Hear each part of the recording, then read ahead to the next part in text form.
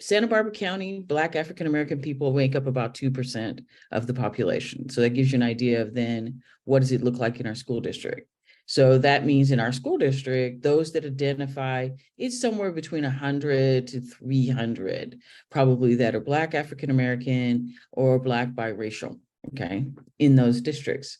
But when you think about what the reporting looks like of like who's being harmed, it's a very high number.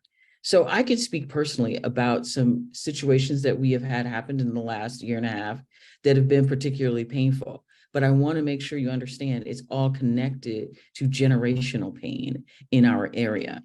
So we had last spring 2022, a young man was assaulted at our local junior high. Now, this was an assault between racial groups, which happens to be the number one situation that we have. The violence is the violence of language is where it starts. So a pervasive calling of the N-word by young Latino students to Black African-American students. That's the highest thing. It's every day, it's weekly. It has moved itself into physical violence. And so this young man was assaulted, thrown to the ground. He was beaten up.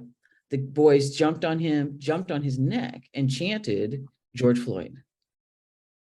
So right now, that is the cusp of so much of what's happening in California. And it's connected to, and you must understand that the erasure of Black people in California. So it's a part and it's really connected to that. And I want people to understand the connection of that erasure, that somehow or another, in an effort to move towards more, I don't know, white facing, more white upstanding, one group has said this group needs to not be here so that we have an approximate, that we can be more approximate to what is white